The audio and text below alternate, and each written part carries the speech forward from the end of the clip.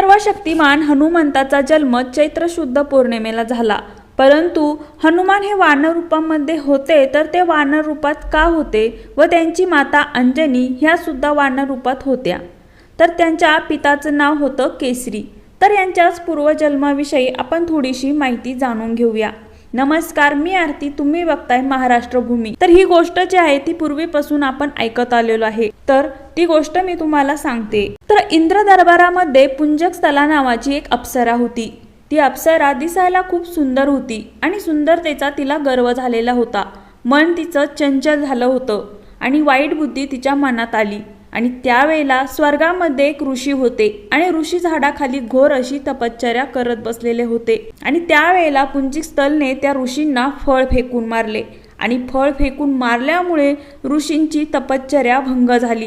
ऋषी अतिशय रागवले आणि त्यावेळेला पुंजकस्थलीला शाप दिला। तर शाप असा दिला की हे पुंजकस्थली, तुझं एखाद्या व्यक्तीवरती ज्या वेळेला प्रेम होईल त्यावेळेला तुझं रूप हे वानर रूपी होईल। पुंजकस्थला खूप गयावया करायला लागली आणि ऋषींना म्हणाली, साधू महाराज, मला एवढा मोठा शाप देऊ नका, याच्यातून काहीतरी मुक्तीचा मार्ग मला सांगा।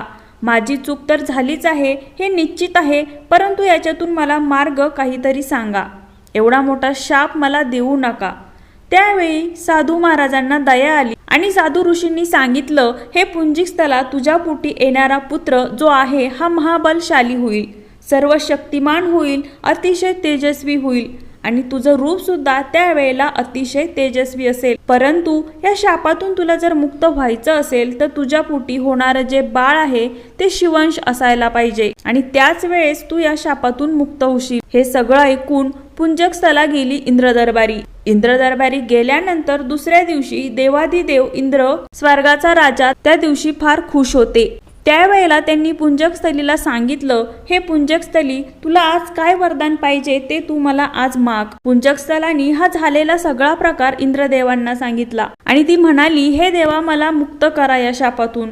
इंद्रदेवांनी सांगितलं की मी स्वतः तुला या शापातून मुक्त तर नाही करू शकत, पण त्याच्यावरती एक उपाय सांगतो। तुला पृथ्वीवरती अंजनी हे नाव बदलून जावं लागेल आणि पृथ्वीवर गेल्यानंतर तिथे तुला एक राजकुमार भेटेल आणि त्या राजकुमाराशी तुझा विवाह होईल आणि नंतर तुला या शापातून मुक्ती होईल। आणि अशा प्रकारे सांगितल्याप्रमाणे पुंजकस्थला पृथ्वी तलावरती गेली अंजनी बनवून आणि पृथ्वी तलावर आल्यावर ती एका जंगलातून चालली होती आणि जंगलातून चालल्यानंतर तिला एक समोरून राजकुमार दिसला।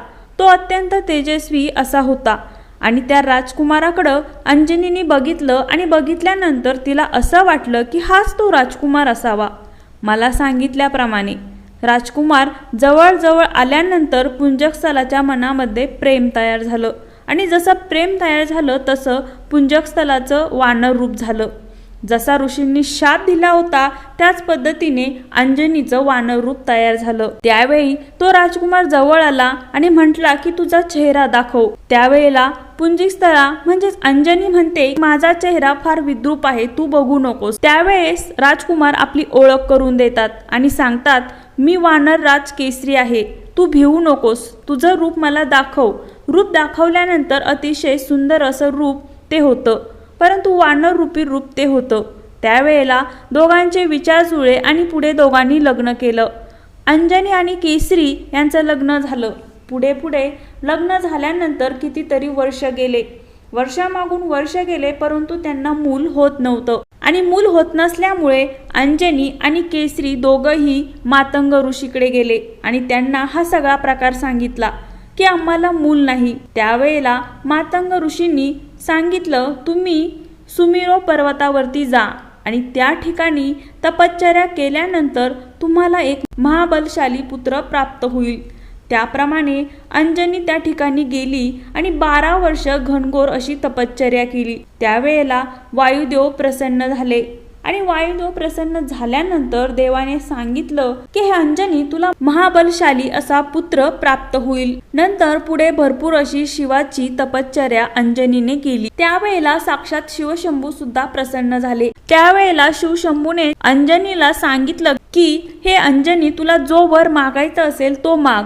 त्यावेळेला अंजनीने वर मागितला, हे देवाधिदेव महादेव, मला स्वर्गामध्ये एक ऋषींनी शाप दिलेला आहे आणि या शापातून जर मुक्तता व्हायची असेल तर मला होणारं जे बाळ आहे हे शिवंशी बाळ असलं पाहिजे आणि तसं बाळ तुम्ही मला द्या। त्यावेळेला शिवशंकर प्रसन्न झालेले होते आणि ते म्हटले तथास्तु। त्यामुळे अंजनीला जे बाळ झालं ते महासर्वशक्तिमान बाळ झालं आणि तेच हनुमंतराया म्हणजेच त्यांचा जन्म चैत्र शुद्ध पौर्णिमेला झाला। बघा तो वानरूपी जन्म झाला त्याचं कारण हे हनुमंताला जन्मताच सगळ्या शक्ती होत्या। ते जरी पवनपुत्र असले तरी अंश हा शिवंश आहे, त्यामुळे सर्व शक्ती हनुमंतांना होत्या। तर कशी वाटली ही सर्वशक्तिमान हनुमंताची गोष्ट हे कमेंटमध्ये नक्की कळवा आणि चॅनलला अजूनपर्यंत सबस्क्राईब केलं नसेल तर प्लीज चॅनलला सबस्क्राईब करा आणि बेल आयकॉनला प्रेस करायला विसरू नका।